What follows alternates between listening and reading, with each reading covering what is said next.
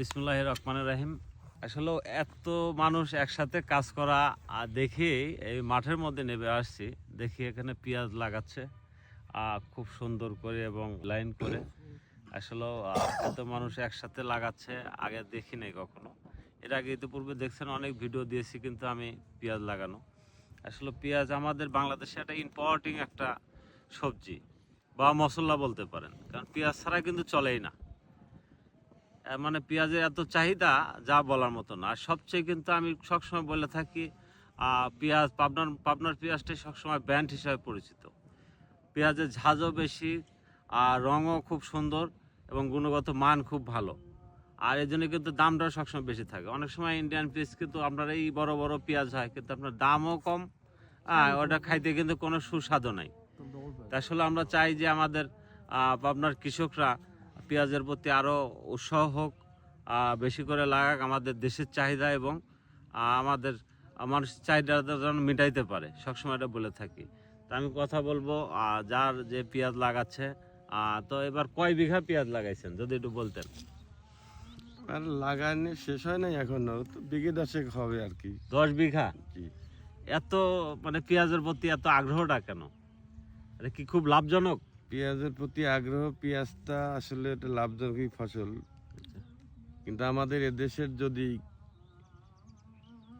Government যদি বহির্বিশ্ব থেকে পেঁয়াজ আমদানি না করে, যেমন মনে করেন ভারতের পেঁয়াজ, হ্যাঁ। ভারতের পেঁয়াজ কিন্তু ওরে মান কিন্তু খুবই কম। তারপরে আমার এদেশের সরকার ওই ভারত থেকে পেঁয়াজ আমদানি করে আমাদের বাংলাদেশের কৃষকগুলো কিন্তু এরা ক্ষতিগ্রস্ত হয়। তে আমি সরকারকে অনুরোধ করব বহির্বিশ্বের কোনো দেশ থেকে যেন পেঁয়াজ আমদানি না করার জন্য আমি সবিনয় অনুরোধ রাখছি। আর এই পেঁয়াজটা হলো আপনার বাংলাদেশের প্রধান একটা মশলা, এমনকি বহির্বিশ্বে অনেক দেশে পেঁয়াজ ব্যবহার হয়, সেটা তাদের মশলা হিসেবে ব্যবহার হয়। তো বিশেষ করে বাংলাদেশের প্রধান একটা মশলা পেঁয়াজ। এই পেঁয়াজটা যদি আপনার বাহির থেকে যদি আমদানি না করেন, তাহলে আমাদের দেশে আমি যেমন লাগাচ্ছি, আরও পাশাপাশি আরও লোক লাগাবে। তো কৃষক যদি একটা ভালো যদি বেনিফিট পায়, সে কাজের প্রতি অবশ্যই আগ্রহী হয়। তো এর খরচাও আছে অনেক, সেই হিসাবে যদি আমরা বেনিফিট পাই, তো ভবিষ্যতে আমরা আরও চেষ্টা করবো আরও বাড়ানোর।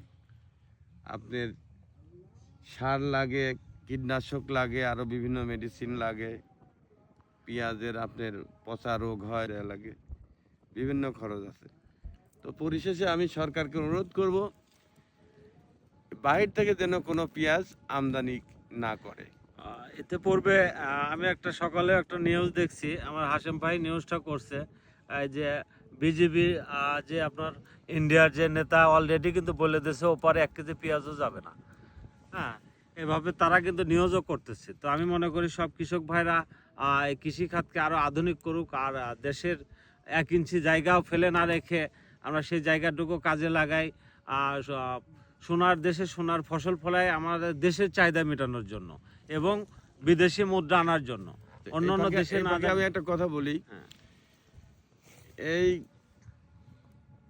চ্যানেলে বা মোবাইলে অনেক কিছু শোনা যায়, দেখা যায়, কিন্তু এই যে বলছে যে হাসিম ভাই একটা নিউজ করছে যে ভারত থেকে 1 কেজি পেঁয়াজ আসবেও না, আমাদের বাংলাদেশ থেকে যাবে না, কিন্তু কথাটা আমরা এরকম অনেকেই শুনে থাকি। তো আমরা এটা বাস্তবায়িত তাই বাস্তবায়ন, সুন্দর কথা। এটা বাস্তবায়ন যদি হয়, এই মাঠে অন্তত আর 60 থেকে 80 বিঘে জমি এক পাশাপাশি সব আবাদ হচ্ছে। সামনে তো অন্তত 150 বিঘে এই সাইডেই হবে।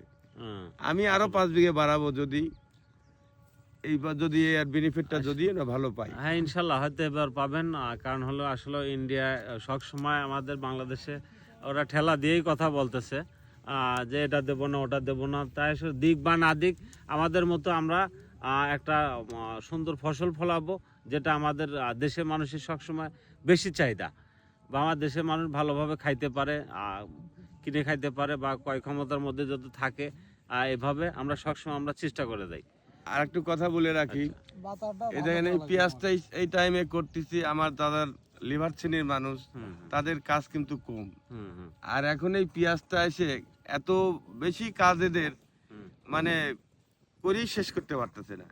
এটা কিন্তু দেশের জন্য একটা আমার মনে হ্যাঁ, হয় হ্যাঁ। কল্যাণ বয়ে আসবে। হ্যাঁ, এই এতগুলি লোক কিন্তু তারা লিভার শ্রেণী মানুষ এই পেঁয়াজের আবাদ করে কিন্তু হুম, এই লোকগুলো অন্তত 15 থেকে 20 দিন কিন্তু কাজ করতে পারবে।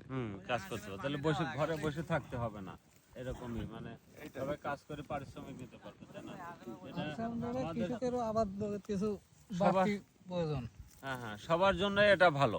তো আমরা মনে করি কেউ জায়গা ফেলে না রেখে যার যতটুকু জায়গা আছে, যেমন পেঁয়াজ, রসুন, আলু, হ্যাঁ, আদা, বিভিন্ন যেমন আমার মশলা জাতীয় ইয়ে আছে। আর ধান তো মাসাল্লাহ আমাদের বাংলাদেশে কিন্তু পর্যাপ্ত ধান হয়, যা ধান হয় মোটামুটি চলার মতোই।